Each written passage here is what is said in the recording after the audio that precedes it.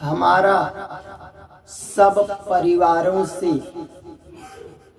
एक निवेदन है।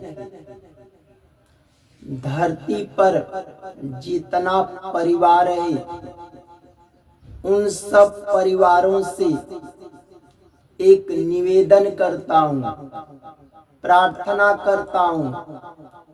कौन सा निवेदन है? अगर हमारी बात उचित लगे, अच्छी लगे तब तो करना, अगर उचित न लगे तो मत करना। हम तो आपके परिवार को अच्छा करने के लिए ही, भलाई करने के लिए ही बता रहा हूं। परिवार के प्रत्येक व्यक्ति से कहते हैं, सुबह प्रतिदिन जैसे ही बिछौना से, बिस्तर से उठते हो तो सबसे पहले क्या करना है? भगवान के चरणों में प्रणाम करना है। क्या करना है? भगवान का प्रणाम करना है।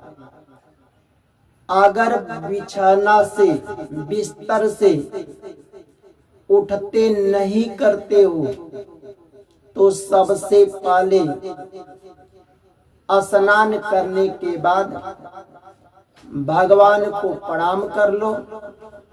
भगवान का जो पूजन करते हो, पाठ करते हो, वही प्रणाम भी हो गया। और परिवार में किनका प्रणाम करना है? परिवार में किनके चरणों को छूना है? अगर अपने से बड़े परिवार में अगर भाई है, अगर तुमसे बड़े परिवार में भाई है, तुमसे बड़ी बहन है, माता पिता तो रहेंगे ही, चाचा है, चाची है, दादा है, दादी है, तो उनके चरण को छूना है। तुमसे अगर बड़े पद में बड़े हैं, भाई है, बहन है, माता पिता का, चाचा का, चाची का, दादा है, दादी है, उनके जो चरण छूते हो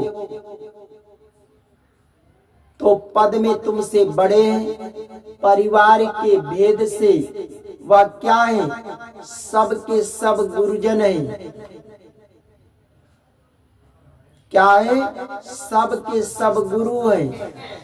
अगर अपने से बड़े का, भाई का चरण छूते हो, बहन का चरण छूते हो, माता पिता का चरण छूते हो, चाचा का, चाची का चरण छूते हो, दादा का, तो सभी क्या है? ये सभी गुरु हैं। समझ लेना कि हम गुरु के चरण छूते हैं और गुरु का चरण छूना ही चाहिए। इससे भगवान भी प्रसन्न रहते हैं।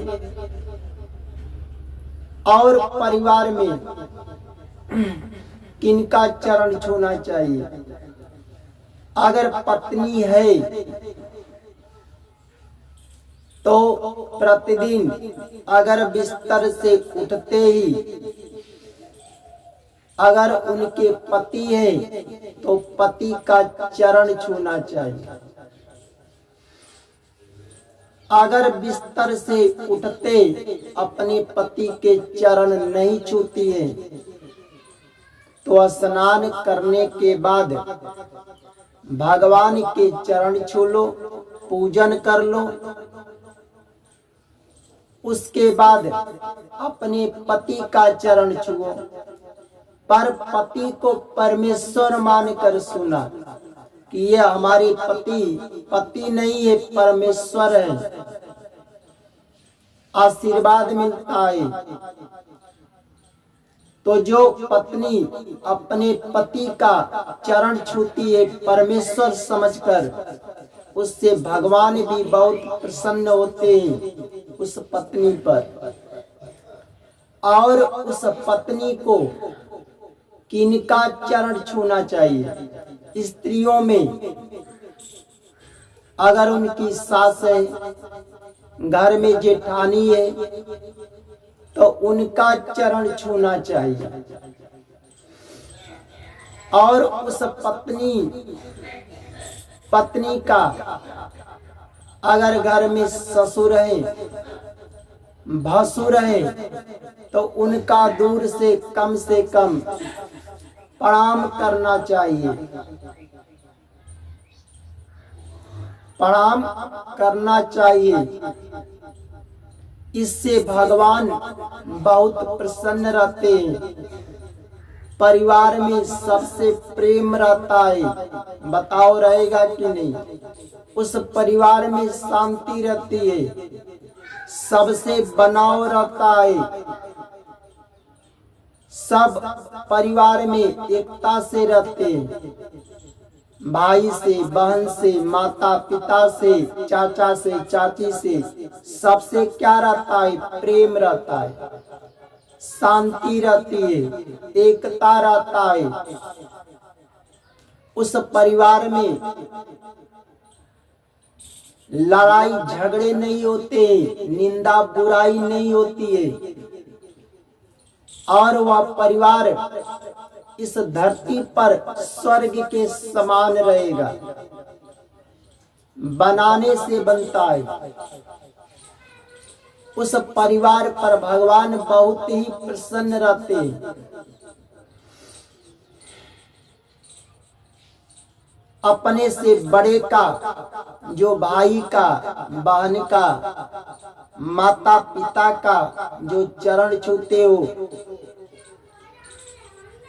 पत्नी अपने पति को परमेश्वर समझ करके चरण छूती है, अपने सास को माता समझ करके छूती है, अपनी जेठानी को बहन मानकर अपने से बड़ी का जो चरण छूती है।